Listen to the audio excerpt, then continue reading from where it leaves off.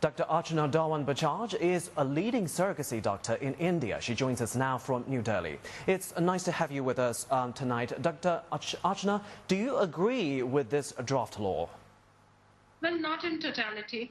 Like every issue has an upside and a downside. This law does have some very good and welcome points, and it has some points which need to be refreshed.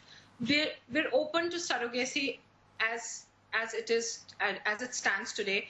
We would like to have regulations. We would like to have audit. We would want to be open to audits in surrogacy. We would want the entire act of surrogacy to become more open, transparent, more regulated, more regularized. But a complete ban does seem a little too drastic. Mm-hmm. But I have to remind you that part of the government's move is over concerns that the industry was exploiting young women, and we don't sell human beings. So why is it okay to sell babies? Well, there's a different aspect to look at that. We're not selling babies. The baby is biologically of the commissioning parents. The lady who's carrying them is only carrying it because the commissioning parents cannot biologically hold the baby in their womb. So that's one aspect to look at. The other aspect to look at, that a good surrogacy clinic or a good IVF clinic is not looking at young unmarried girls, and they're not exploiting them.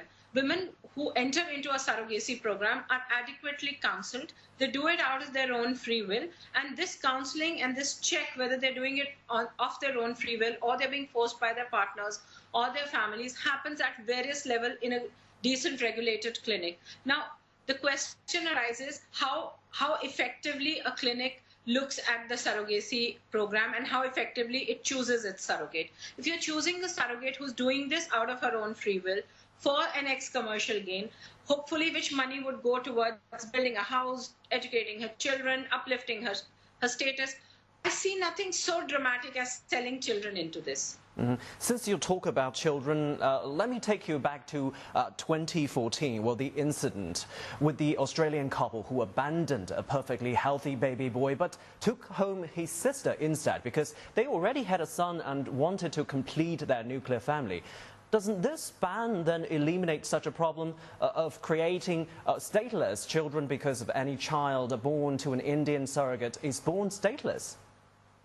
Absolutely. There are, as I said, there are downsides to every situation. And we do not want such instance to be happening, and we don't want them to be endorsed. So what we are asking for is stricter regulations, stricter ways to commission a parent, more concrete laws, more concrete systems into making the contracts foolproof, making the controversial issues, what happens if the baby is abnormal, what happens if the baby is not of the parents' choice, etc., etc. There's so many issues which need to be regulated. At no point do we take away or do we want to dispense with the need of a body that looks after surrogacy in India, or a body that says, this is to do and this is not to do and this is the way to do it. We don't take away that. The need for that. The need of the hour is not to ban surrogacy per se. The need of the hour is to regulate it, to organize it, to make it open to make it transparent, to make it open to audit, to arrange different agencies or different bodies or different organizations which would look after the entire act of surrogacy. Mm-hmm. Doctor, thank you so much. Dr. Archana Dhawan Bajaj, a leading surrogacy and IVF doctor, weighing in on a draft law in India to ban commercial surrogacy.